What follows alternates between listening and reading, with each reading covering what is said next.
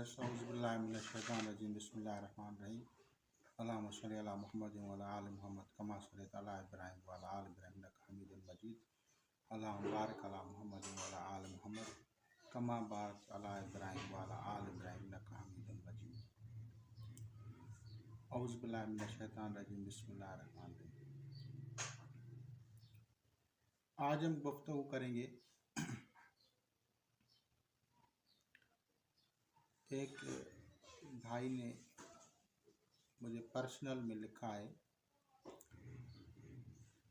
कि आप आमिल नहीं हैं लेकिन आमिल से कम नहीं हैं। तो ये हकीकत है, मैंने आप लोगों को बताया था कि मैं झूठ नहीं बोलता। अगर उस असल आमिल की बात की जाए तो उसके लिए 13.5 साल से लेके तकरीबन 14 ईयर्स तक इंसान को रियाज़तें करनी होती हैं और उस रियाज़त के बाद उसको वो फल मिलता है और रूहानियतें जो हैं उनका नज़ूल होता है और वो बाशराइत होती हैं यानी बखुरात, सदक़ात। यहाँ तक कि आप लोगों को लोग जो है ना मुख्तलिफ़ किस्म के एमाल बताते हैं और इजाज़तें भी देते हैं। तो उनमें अक्सर करके जो इजाज़तें देते हैं उनके वो एमाल खुद किए ही नहीं होते ना, यानी वो खुद उसके आमिल या उसकी रूहानियत वाले कम होते हैं लेकिन कम होते हैं। इसकी एक मिसाल देता हूँ। मुहिउद्दीन इब्न अरबी ने 13.5 साल जो है खिलवत में रियाज़त की। खिलवत मतलब तन्हाई में, गोशा नशीनी में। ऐसा न समझें कुछ और समझ बैठे आप लोग, क्योंकि बहुत सारे लोग हैं जो उर्दू को कम समझते हैं, क्योंकि उर्दू के अंदर जो है पर्शियन अल्फाज भी हो जाते हैं और कहीं अरबिक लैंग्वेज के अल्फाज आ जाते हैं। इसी तरह अगर आप जवाहिरुल खमसा हज़रत मोहम्मद गौस गवालियारी रहमतुल्लाह अलैह, जो हमीदुद्दीन हसूरी रहमतुल्लाह अलैह के खलीफा थे, उनको 14 सलासिल की इजाज़त थी। तो वो भी बताते हैं कि 13-14 साल जो है लग जाते हैं आमिल बनने के लिए। ये वो तरीका है जो रियाज़त का, जिसमें तनाई हो, गोशा नशीनी अख्तियार की जाती है और परहेज़ जलाली जमाली शराइत के साथ, तब जाके उसको वो अमल और उसकी रूहानियतें आती हैं। जवाहिरुल खमसा में 14 एमाल बयान किए गए हैं एक जगह पे, 14 इस्म आज़म, जिनमें एक इस्म आज़म अर्श का इस्म आज़म कहलाता है। उस इस्म आज़म की या दीगर अस्मा की जो रियाज़त है उसके शुरू करने से पहले लिखा हुआ है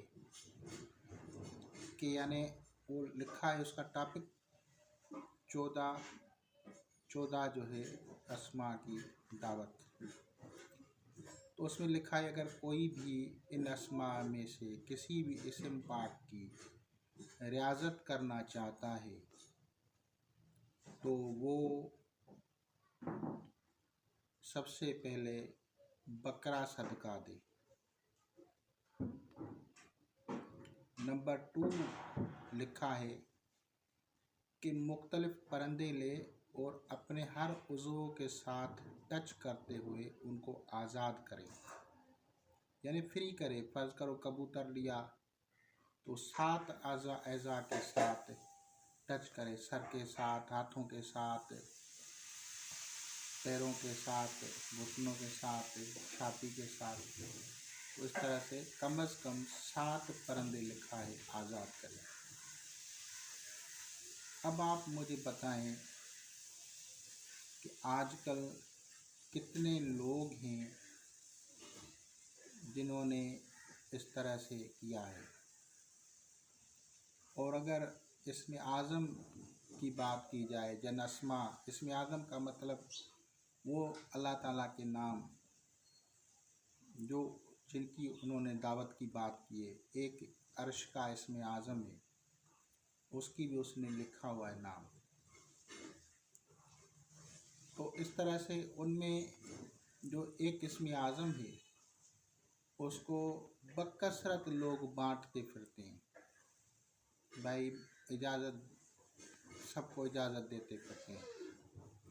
और बहुत सारे हमारे लोग जो हैं, आपने चैनल्स देखे होंगे, बहुत सारे लोग जो हैं उस इसमें आज़म की जो है रियाजत करते हैं, यानी या बदीउल अजायब बिल खैर या बदी। अब या बदीउल अजायब बिल खैर या बदी आप लोगों ने पढ़ा होगा, बकसरत पढ़ा होगा, और फिर जो उसका रिज़ल्ट आया होगा वो आप लोगों को मालूम ही नहीं होगा।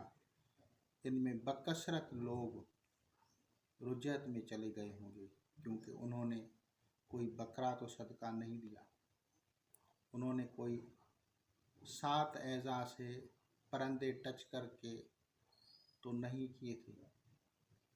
इसके अलावा परहेज़ जलाली जमाली की थी और दीगर चीज़ें, बहुत सारी चीज़ें। तो मैंने एक छोटा सा मिसाल दिया है कि इसमें आज़म की रियाजत के लिए बकरा सदका है। 7 एज़ा से परिंदे टच करके आज़ाद करने हैं, वो तो कितने लोग होंगे जिन्होंने ऐसा किया होगा। अब मैं आप लोगों को अपने बारे में थोड़ा सा बता देता हूँ कि अल्लाह ताला का फजल हुआ, और वो ये हुआ कि जब मैं पढ़ता था ना स्कूल के टाइम में, तो उस वक्त मुझे मुख्तलिफ जो है औलिया इकराम की सोबत मिली थी। और उसके बाद मैं कोई भी एक, जैसे कहते हैं ना भाई, ज़्यादा आबिद, जाहिद, ज़्यादा रियाजतें करने वाला, मैं ऐसा था ही नहीं। मुझे कुछ अमल पढ़ने पढ़ाने का कुछ पता ही नहीं, उस वक्त कुछ भी पता नहीं था। तो जो मेरे मुर्शिद हैं सादात जिलानिया, तो उन्होंने मुझे अता किया। तो जब उसने मुझे अता किया, इसमें आज़म अता किया, अस्कार अता किए, तो मैंने उसी वक्त ही अर्ज़ कर दिया था कि मुझे तो एक इसका इल्म नहीं है, और दूसरा ये कि मैं इतनी रियाजतें तो नहीं कर सकता। तो उन्होंने कहा कि सब कुछ तुम्हें आ जाएगा, और ये इसमें आज़म पढ़ देगा। तो वही इसमें आज़म और उनकी बरक़ात वो चली आती है। ये सारे एस्ट्रोलॉजी, ये सारे सब कुछ, ये समझो ये खुद ब खुद अल्लाह की तरफ से अता हो गए, या हिकमत हो या दूसरे रूहानी चीज़ें। वो रूहानी चीज़ें जो होती हैं वो गाइड करती हैं। जब आपकी रूहानियत, स्पिरिचुअलिटी बढ़ जाती है, अवेकनिंग हो जाती है स्पिरिचुअलिटी की, तो वो आप लोगों को बताती है। मसलन जिस तरह से मैंने कहा कि साहिब जवाहर अल खमसा जो कि एक बहुत बड़े वलीउल्लाह गौस ज़मा और साहिब रियाजत थे, उन्होंने इतना बड़ा 14 आसमां की रियाजत के बारे में लिखा है। लेकिन इसी तरह से वो जब रूहानियत अवेकनिंग होती है तो वो आपको बताती है, और वो किस तरह से बताती है मैंने आप लोगों को बता दिया। ख्वाब में आके बताएगी, आवाज़ दे के बताएगी, दिखाएगी। दोनों इमेजिनेशन, हेयरिंग या लिसनिंग, और इसी तरह से डायलॉग करके किसी तरह भी बताएगी, क्योंकि वो रूहानियत है जो अल्लाह ताला के नाम के साथ काम करती है। तो हर एक की अपनी रूहानियत होती है। उन रूहानियतों की भी इकसाम है। कुछ रूहानियतें इंटरनेशनल होती हैं, यानी आलमी सतह के उमूर के मुतालिक रूहानियतें। कुछ लोगों की रूहानियत जो होती है वो गली मोहल्लों वालों की होती है। तो ये थोड़ा सा डिफरेंस होता है ना, मखलूक़ात का भी डिफरेंस होता है, तो लोगों की रूहानियत का भी डिफरेंस होता है। तो इस तरह से आप लोग समझें। अब मैं जिन लोगों ने रियाजतें की हैं उनकी मिसाल आप लोगों को दोबारा समझाता हूँ। मैंने पिछली वीडियोज़ में बता दिया है, लेकिन फिर भी समझाता हूँ ताकि आप लोग इसको फिर कंफर्म करें कि ये क्या है। देखें, अगर जलाली ऐमाल की दावत जो मैं मना करता हूँ किसी को, या उसका अमल इसीलिए मना करता हूँ क्योंकि जो रूहानियत आएगी वो जानलेवा होती है, तो आप लोगों को तकलीफ़ हो जाएगी। इसमें आमलीन फिर रुज्जत का शिकार हो जाते हैं, कुछ मर जाते हैं, कुछ बीमार हो जाते हैं, कुछ हवास बाख्ता हो जाते हैं, तो कुछ भी हो सकता है उनको। और वो मैंने बता दिया था कि वो ज़ुहल की जो है रूहानियत होती है, स्पिरिट्स ऑफ सैटर्न, उनकी जब समन किया जाता है तो वो आप लोगों को फिर तकलीफ़ देते हैं, क्योंकि आप लोग शराइत ही नहीं जानते। पहला शर्त ये होता है कि वो आबादी में ही ना हो। दूसरा शर्त ये होता है कि उनके जो सदक़ात हैं वो कम अज़ कम बर्रा या बकरा या मेंढा होता है, जो कि आपको मैंने वाक़े हज़रत मूसा अलैहिस्सलाम के बारे में बताया था कि हज़रत मूसा अलैहिस्सलाम जब दुआ मांगता था उनके ऊपर अज़ाब के लिए, मिस्री कौम जिसे किर्त भी बोलते हैं, या फ़िरौन और उसके साथियों के ऊपर अज़ाब की बात करता था, तो पहले मेंढक उतरते थे, लीचेस, जुएँ, कभी वाटर जो था वो ब्लड बन जाता था। तो इस तरह के अज़ाब उनके ऊपर आते थे। लेकिन जब अस्माए जलाली में सैटर्न की जो है रूहानियत वाले अस्मा को पढ़ा, उससे दुआ मांगी, तो फिर अल्लाह ताला ने शर्त रख दी कि एक बरा हर घर वाला जो कि आप पे ईमान रखता है वो उसको कुर्बानी करेगा और सदका करेगा, और उसका जो ब्लड है वो अपने डोर्स के ऊपर, दहलीज के ऊपर छड़केगा, यानी अपने दरवाजे को भी लगाएगा, और सिंधी में उसको चावट भी बोलते हैं, वहाँ भी लगाएगा। तो अब क्या होगा, तो वो जो सैटर्न की जो रूहानियत यानी मलाइका जब आएंगे ज़मीन पे, तो वो देख लेंगे कि कौन से घर पे वो ब्लड लगी हुई है, कौन से पे, जिस पे लगी होगी उस पे वो अज़ाब नहीं करेंगे, जिन पे नहीं लगी होगी उनको वो ख़त्म करेंगे। तो अब वो इतनी कौन करेगा। और दूसरी बात मैंने बताई थी कि इमाम बरी सरकार रहमतुल्लाह अलैह हों, नूरानी नूर रहमतुल्लाह अलैह हों, या दूसरे औलिया इकराम जिनमें वाक़यात आते हैं उस शरीफ के बुज़ुर्गों के, लोग बोलते हैं, मैं गया नहीं, लोग बोलते हैं ऐसे कि उन जगहों पे जानदार पत्थर बन गए हैं, मुख्तलिफ मखलूक़ात पत्थर बनी हुई हैं।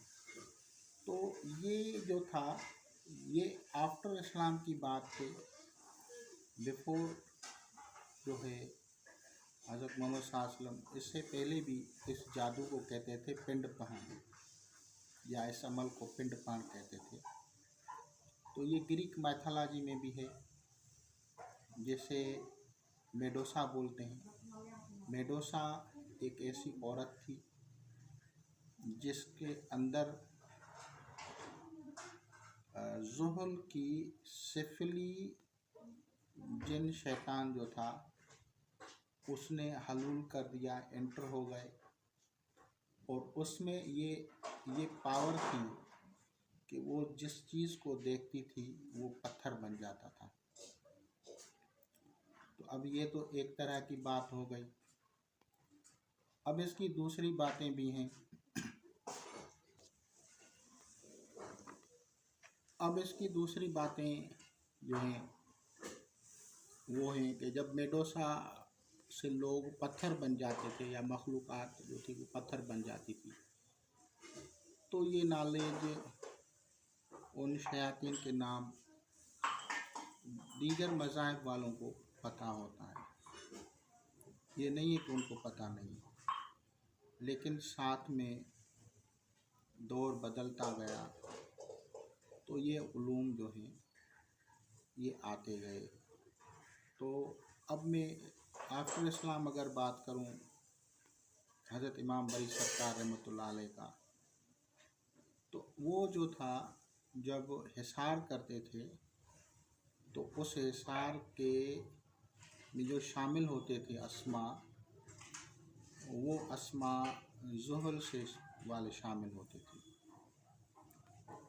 और अस्माए ज़ुहल के शामिल होने की वजह से अब जो शैतानी मखलूक इंटरफेयर करती थी, यानी तकलीफ़ देने वाली मखलूक, वो पत्थर बन जाती थी, चाहे देव हो, परी हो, जिन हो, भूत हो, सांप हो, बिच्छू हो, कोई भी चीज़।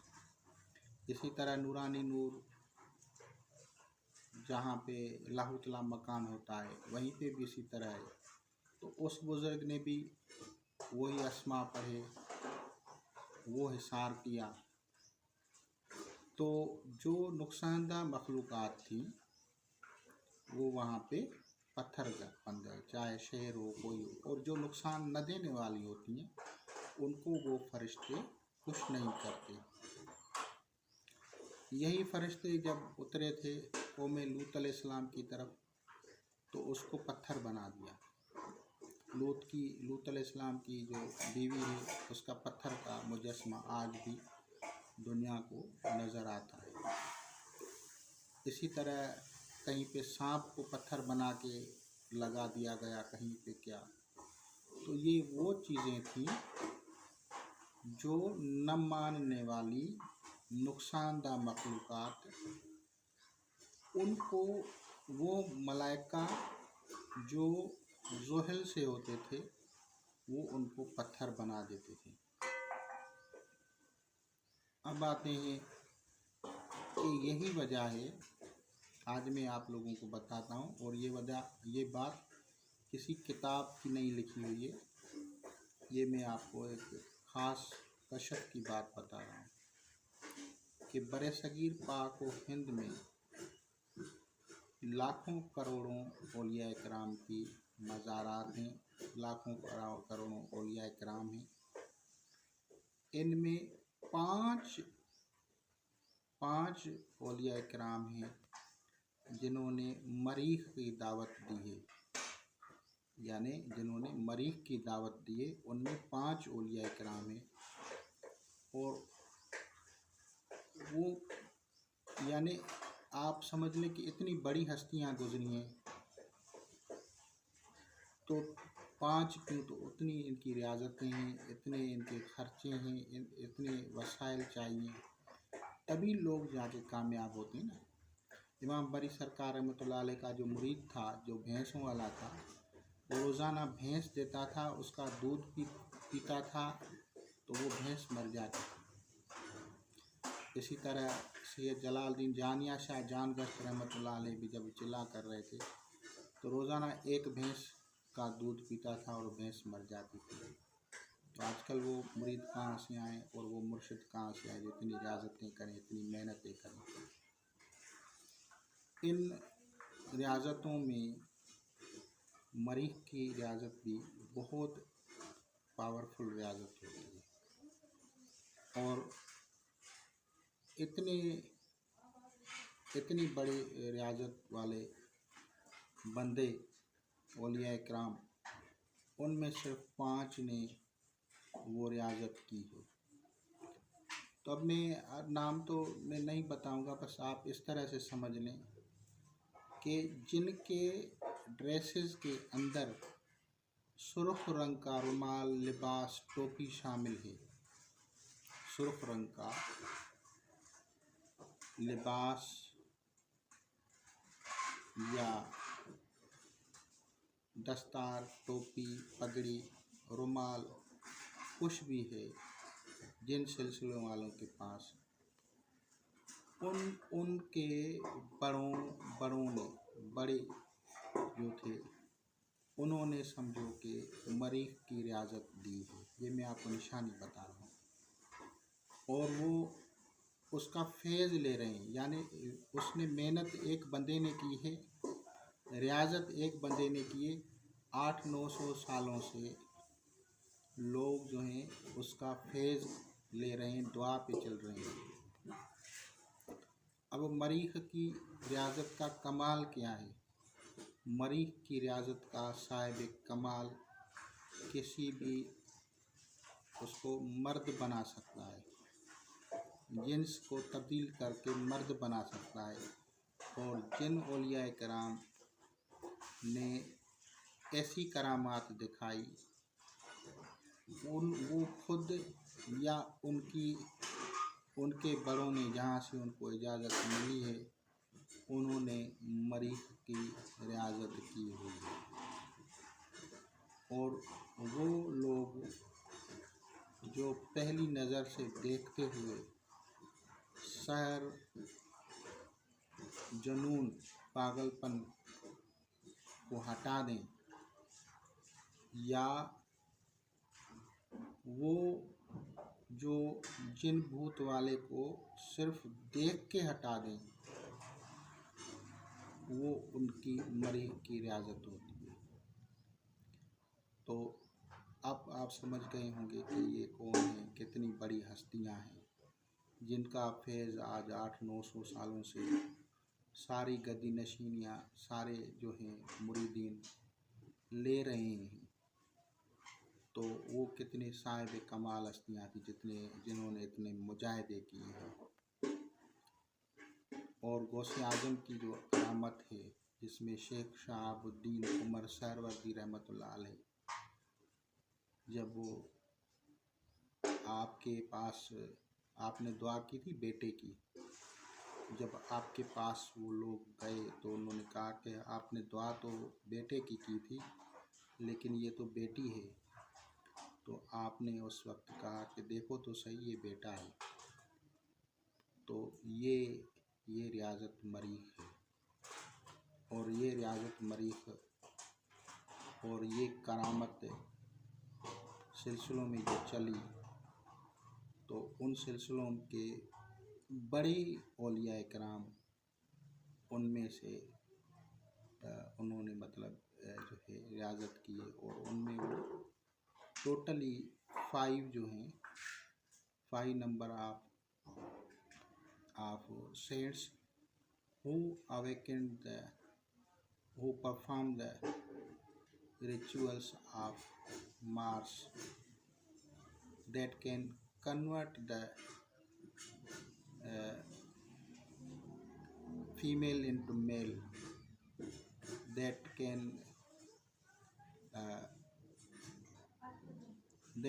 treat any genie or a ghost or a bad energy in a one site, or in a one in the wink of an eye.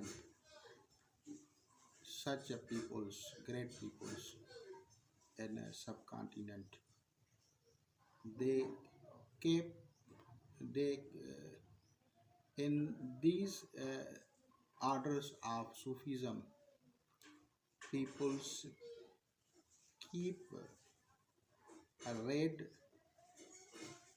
handkerchief, red cape, red dresses. They are the phase or spiritual pray from their elders. तो इस तरह से अल्लाह ताला ने हर एक को नवाजा है। कुछ औलिया कराम ने कुछ रियाजतें की हैं, कुछ औलिया कराम ने कुछ रियाजतें की। वो औलिया कराम हैं, लेकिन उनकी रैंकिंग जब गिनी जाती है तो उनमें ये भी आता है कि किसने क्या रियाजत की है। तो इंशाअल्लाह ताला अज़ीज़ आप लोग इससे इस्तिफ़ादा करेंगे। और इसके साथ जो है मुराकबा जो होता है, ये आपकी जो है रूहानियत को उजागर करता है। तो ज़रूरी नहीं है कि आप बड़े रिचुअल्स की तरफ जाएं, बड़ी कलाकशियों की तरफ जाएं। आपकी सेहत ठीक न हुई हो, आप परेशान हो और आप जो है किसी के कहने पे जलाली अमाल करते फिरें और उससे फिर तकलीफ़ें बढ़ें, तो फिर जब आप किसी के पास इलाज करने जाएंगे तो उनको रुजक का इलाज बकसरत लोगों को आता ही नहीं। वो तो पहले समझेंगे ही नहीं कि इसको मामला क्या है। और जब अगर किसी अशेक बंदे के पास पहुंचेंगे तो फिर बहुत बड़ी प्रोसेस होती है, तभी जाके बंदा ठीक होता है। तो ये भी एक तरीका है अल्लाह ताला के अस्मा से इस्तिफ़ादा का, जिसे मुराकबा कहते हैं। और वो दूसरा तरीका है जिसे आप चिलाकशियाँ, रियाजत में और ज़्यादा मेहनत कहते हैं। तो उनके शराइत सब लोग पूरे नहीं कर सकते। तो इंशाअल्लाह ताला आप लोग इससे इस्तिफ़ादा करेंगे। खुदा हाफ़िज़।